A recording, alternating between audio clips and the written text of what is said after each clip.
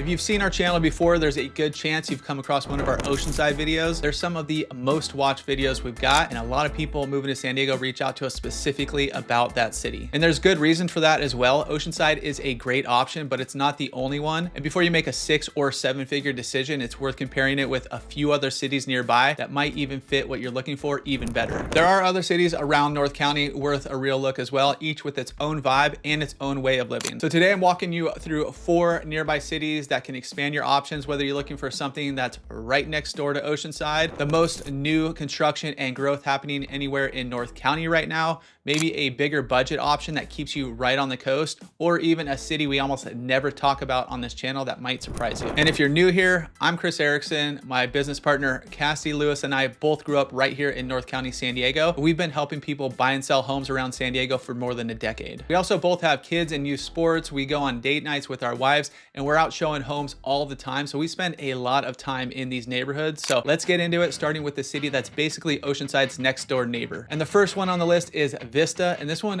borders Oceanside, but it's got a completely different vibe. And we're gonna start with Shadow Ridge. And I was just on a call with someone moving back to San Diego who actually lived in coastal Oceanside before. But when I brought up Shadow Ridge, they had never even heard of it. And that's pretty common, but it's an area worth knowing about. It's built out, it's close to the 78, and inside the community, you'll find a real range of home types, from 2-bedroom cottages and attached homes that can give you a more entry-level option if you're looking for that, all the way up to larger single-family homes. Everything in Shadow Ridge sits within the same larger master planned area, but there's still a pretty good range depending on what you're looking for. Prices right now are around the $900,000 range or so, and up from there for detached homes. And because there's such a range of sizes and home types, your entry point really depends on what you're trying to fit into your budget. Then there's the Foothills up in the northeastern part of Vista, and it's a completely different setup than Shadow Ridge. There's generally no HOA out there. Lot sizes can run anywhere from around 1/3 of an acre to 1/2 an acre on up on some properties. And one thing we bring up in other videos, and one thing I like about the Foothills, is how many of the streets feel more like back roads instead of busier main roads. So a lot of the homes you're gonna find out there don't have to deal with being right on a heavily traveled street that you might find somewhere else in some of the other more dense areas. Out there, it's quiet, there's real space between houses, and I don't have one clean medium price to hand to you here because it really depends heavily on the individual property. You might have an older home that needs some work sitting next to something that's been fully remodeled or expanded. But it's worth a look if you want space, and privacy matters more than being within walking distance to restaurants or shopping. And the last pocket I'm going to mention today is Buena Creek. It's out towards the eastern section of Vista. This is the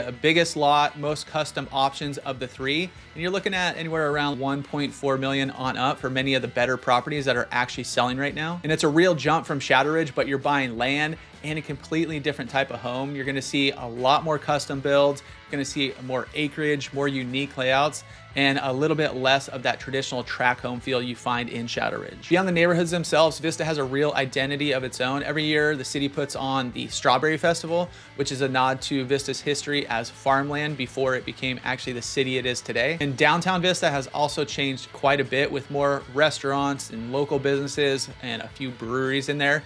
And also, if craft beer is your thing, Vista is home to some of the better, if not the best, breweries in North County, San Diego. And really, no matter which pocket you land in, you're still generally, let's say, 25 to 30 minutes from the coast, depending on traffic. So you're not way out there, but you're also not that coastal city as Oceanside is. And next up is San Marcos. And if new construction and growth are what you're after, this is probably the strongest city on this whole list for that. San Marcos has had more development activity over the last several years than almost anywhere else in North County. You've got master plan communities, new retail, mixed use developments, and a real difference from a city that's already mostly built out. And prices here really come down to which side of the 78 freeway you're on. If you're on the north side, it tends to be a bit more affordable with older track neighborhoods, larger lots in some pockets. You're also going to tend to find more single-story homes on the north side, which is something a lot of buyers ask us about. South of the 78 is where you get some more of the newer construction, and there the prices tend to climb a bit more. Now in the south, San Elijo Hills is probably one of the best examples. It's a full master plan community built into the hills with its own town center.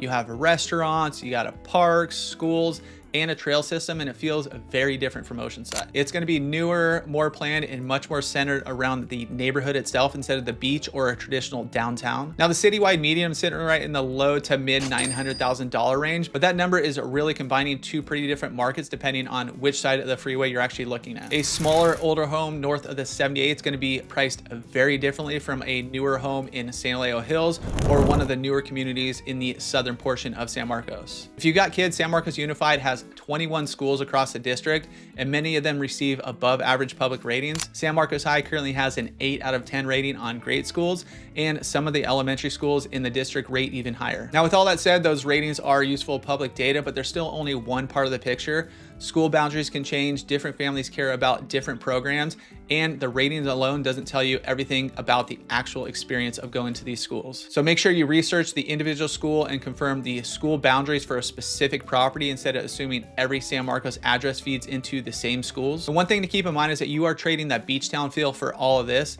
San Marcos doesn't have the ocean air or the ability to walk to the water like certain areas of Oceanside do. It's inland and it feels inland.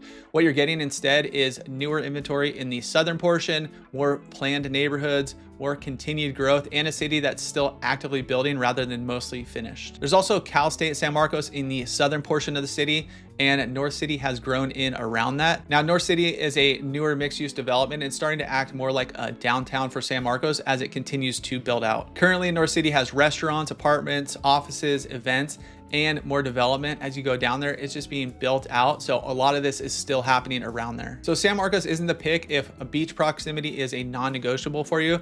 But if you're looking for some of that newer construction, some of those master plan communities, some of the continued growth, well-rated schools, and a little more house for your money, it's one of the strongest options in North County. So if you are seriously looking to buy a home in San Diego this year and you're weighing Oceanside against a place like Vista, San Marcos, Carlsbad, or one of the other areas around North County, that's exactly the kind of conversation my team and I have with people every single week. So reach out to us, call, text, or email. All the info is right down there or in the description below. So we can walk you through your budget, your commute, the type of home you want, and what you actually want your day-to-day life to look like. We could also help you figure out which one of these cities really fits.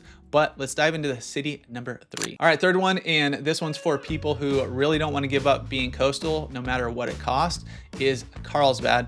And it's going to be the most expensive city on this list today. The citywide median right now is around $1.5 million. And if you're looking at some of the newer master plan communities specifically, it climbs up from there. Robertson Ranch is generally closer to the mid to upper 1 millions. Bresci Ranch sits in a similar range and could push into the $2 million range for some of the larger, more upgraded homes. Calavera Hills can give you a slightly lower entry point, although detached homes are still often somewhere in the mid $1 million range and up. But let's go back to Bresci Ranch. It's one of those I like to point you towards if you like a walkable neighborhood feel, and that's like super important to you. It's built out more as a village style community with tree-lined streets, pocket parks, shopping, restaurants, and a grocery store built directly within the neighborhood. So you can actually walk or bike to a lot of your normal daily stops. Go grab a coffee, go grab some lunch. Another master plan community leans more towards the resort style amenity of things, and it's called Robertson Ranch. You've got the Oasis. It features an Olympic-sized lap pool, a children's wading pool, some covered cabanas, a spa, outdoor fireplace, and a multi-purpose clubhouse with a full kitchen. And in Carlsbad, you're still going to be dealing with the crowds like you did in Oceanside. Carlsbad Village gets packed during the summers. Parking near the beach can be super difficult, and you'll deal with tourists around the village, Legoland, and some of the other major attractions. Now that part doesn't disappear just because you're spending more here in Carlsbad. There's also La Costa on the east side of the city if you want to stay within Carlsbad, but you don't necessarily need to be right by the village or right by the beach. La Costa is a pretty big area, and the housing varies quite a bit. In La Costa, you're going to find condos, townhomes, older detached home communities, some communities around the Omni La Costa Golf Course and Resort, and then you have luxury properties in some of the other La Costa areas, so the price range is pretty wide. Now, schools can get a little tricky over there too, because some areas of La Costa feed into Carlsbad schools, some feed into San Marcos schools, and some actually feed into the Encinitas schools. So that's worth checking on the specific street instead of assuming the school district based on the Carlsbad address. Now, what the extra money buys you is a little more polish, a little more consistency throughout some of the neighborhoods. You're also going to find the flower fields every spring. Legoland's great if you got younger kids. The coaster train runs right out of Carlsbad Village and Poinsettia Station, and a lot of restaurants, shopping, parks, and beaches are spread throughout the city. You also have access to beaches like Tamarack, South Carlsbad State Beach, and a lot of the beaches around the village. Now, I wouldn't say parking is always easy because it definitely isn't, but there's a lot of different beach access points depending on which part of the city you're actually living in. So Carlsbad is the pick if your budget can stretch and staying coastal matters more than saving money. You're paying for the location, the overall polish, the neighborhood consistency, and the convenience as much as you're paying for the house that you live in. And before we get into the next one that we teased a little bit, all these little specific neighborhoods I'm telling you within each city, there's a lot more that I'm not bringing up. So if you guys haven't seen some of our other videos, go check those out where we cover full vlog style, full map tours, and really dig into a lot of these cities. And the next one, and this is a city we almost never talk about on this channel, it's Escondido. Now, people here inland, they picture something completely different from the coast, and that's kind of Escondido.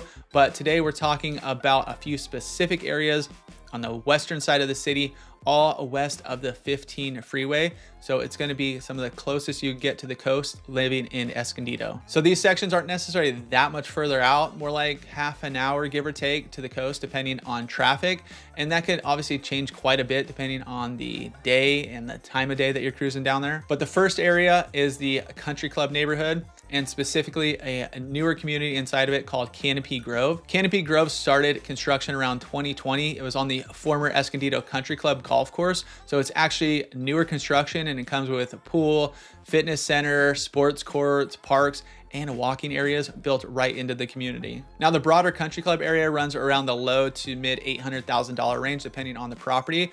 But the newer Canopy Grove homes are generally closer to $1,050,000, 1.1 mil, somewhere in that range.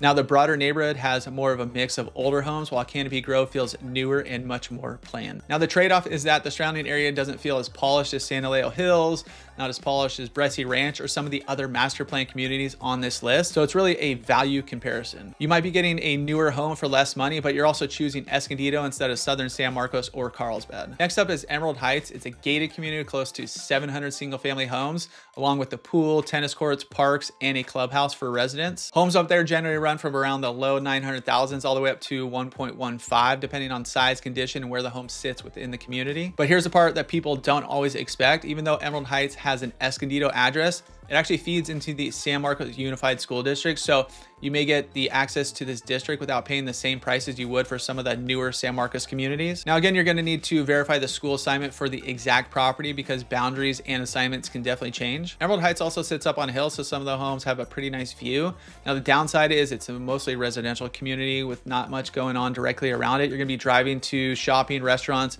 and just like your normal day-to-day errands. Third community is Harmony Grove Village, and I want to be specific here because there's an older, more rural Harmony Grove area. Today, I'm talking about the newer master plan community. Harmony Grove Village comes with an HOA, and at the center, there's a community park with a pool, playgrounds, and shaded space for people who are living there. You also have public trails running through the hills and open space surrounding this community. The homes out there tend to be larger and newer, and prices generally somewhere around $950 to $1.1, but some of the bigger homes or more upgraded homes can go a bit beyond that. And it's a completely different setup from the area, the new development, Canopy Grove, or the gated area of Emerald Heights. Out there, you're getting bigger, newer homes, newer neighborhood, community amenities, and trails, and a lot of open space. It's really beautiful out there, the surrounding hills and such. Now, it could feel a little bit tucked away depending on where you need to go. Getting in and out of the area can take a little bit longer than it looks on the map. And you also need to look at the full monthly cost because some of these homes have an HOA, they have Mellows, or potentially both. So Escondido isn't just about one option. Canopy Grove is more about newer construction with amenities. Emerald Heights gives you a gated community with access to San Marcos Unified. Harmony Grove Village gives you a newer master plan feel, larger homes, more trails, and more open space around. But Escondido won't give you that beach town lifestyle that Oceanside does. It's hotter, it's further inland, and the overall city experience is a bit different. But if your priority is getting a newer or a larger home without jumping all the way into Carlsbad pricing, these western Escondido neighborhoods are worth putting on your list. Now back to San Marcos. If that one interests you the most, we just put out a full vlog that you could check out coming up right here. We show you what the different areas actually look like, how the city's laid out, and also some of the changes happening there over the next few years. So go watch that next one. It'll give you a much better feel for San Marcos than I can give you just talking about it right here.